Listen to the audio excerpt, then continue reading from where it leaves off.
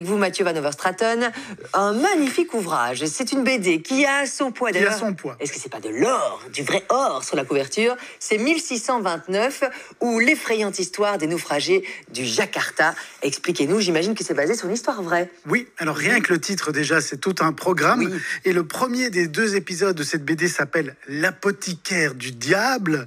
Donc c'est un titre qui nous met tout de suite dans l'ambiance un peu suffocante de ce huis clos sur les flots, dans lequel un bateau va se transformer en enfer pour tous ceux qui voyagent à son bord, avec une tension et une promiscuité de tous les instants.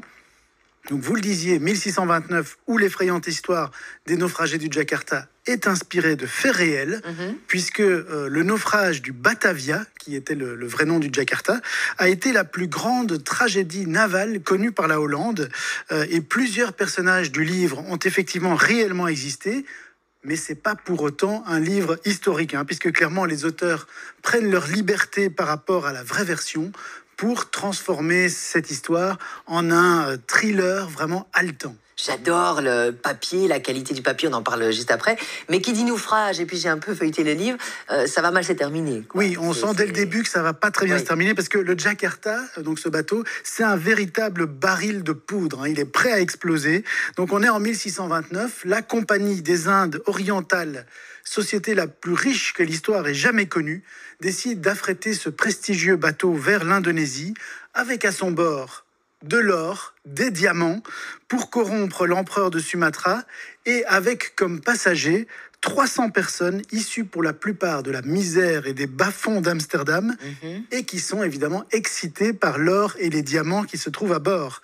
Alors en plus de ça, le capitaine du bateau, Francisco Pelsart, reçoit seulement 120 jours de la compagnie pour atteindre Java.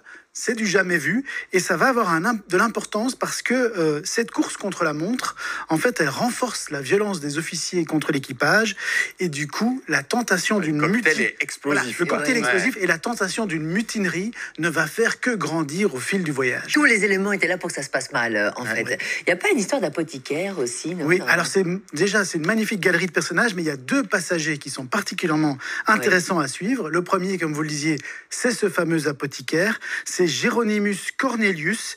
Il a été engagé par la compagnie comme numéro 2, alors qu'il a peu d'expérience de la navigation. J'ai pas envie d'aller sur un bateau avec lui, moi. Et en fait, ce gars-là, c'est un apothicaire ruiné, recherché par l'Inquisition, et qui veut en fait profiter de ce voyage. Pour faire des expériences, quoi. Non, pour surtout devenir riche. Et voilà. C'est la fameuse apothicaire du diable, c'est le même? C'est lui. Donc, il est cultivé, il est intelligent, il est charismatique, mais il est aussi un peu psychopathe. Et donc, rien ni personne ne semble vraiment en mesure d'empêcher son projet de mettre la main sur le navire, sauf, deuxième personnage intéressant, Lucrezia Hans, qui est une invitée inattendue dans ce décor un peu cauchemardesque. Et masculin. C'est ça, c'est la seule femme. C'est une femme de la haute société. Il y en a quand même quelques-unes à bord, mais c'est, disons, le principal personnage féminin. C'est une femme de la haute société. Elle est sommée par son mari de la rejoindre en Indonésie. Et il faut bien dire, elle semble un peu perdue au milieu de cet enfer sur mer, jusqu'à ce qu'elle découvre qu'elle est peut-être la seule à pouvoir empêcher Hieronymus Cornelius de réaliser ses plans machiavéliques. Regardez, je filme avec la tablette l'ouvrage pour vous donner une petite idée. On est au Serra Leone, avec un magnifique dessin, c'est vraiment somptueux. Et puis hop, un peu plus loin, cette tempête qui vient. Donc c'est chapitré aussi comme BD. Et c'est assez violent, non, parce qu'il y a encore un autre. Oh là là, regardez lui, j'ai pas envie de boire un verre avec lui. Non, c'est clairement une BD dessinée. C'est flippant un peu. Oui, c'est un peu flippant. C'est destiné plus à un public adulte parce qu'on est dans un thriller psychologique où se mêlent lutte des classes, mutinerie, naufrage. Et Xavier Dorizon, qui est le scénariste de cette série, à qui on doit notamment le nouveau Goldorak, vous vous souvenez que je vous avais parlé du Goldorak, il parvient vraiment avec beaucoup de talent à nous passionner pour ce microcosme qu'est un bateau sur la mer. Donc c'est à la fois un récit d'aventure spectaculaire et un voyage au bout de l'enfer, au bout de la noirceur des hommes. C'est un huis clos, du coup. Oui, un huis clos, c'est terrible. On sent que ça va mal se passer. Et l'enfer, c'est les autres, c'est ce qui est dit dans le huis clos. Quand j'imagine, tu mets déjà 4 bourgeois sur un bateau de plaisance en Corse, et déjà les gens se mettent sur la gueule, faut pas demander avec le pitch que tu viens de donner. C'est ça, t'imagines 300 personnes assoiffées de sang et d'or sur un bateau. Donc c'est magnifiquement illustré par le coup de crayon inspiré de Timothée Montaigne, et à l'image de la couverture dorée dont on a déjà parlé, ça ressemble effectivement un peu à un livre d'aventure du 19e siècle, comme ça. Ce sera une histoire en 2 tomes.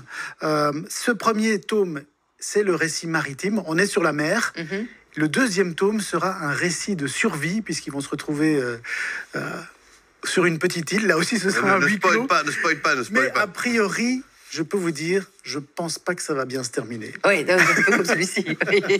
1629 ou l'effrayante histoire des naufragés du Jakarta. C'est un magnifique ouvrage. C'est bientôt Papa Noël aussi qui arrive, et Saint-Nicolas, etc. C'est vraiment un beau cadeau. Pourquoi pas à inspirer, à écrire à Papa Noël. Merci beaucoup, Mathieu. Vous signez des articles sur age-bd.com.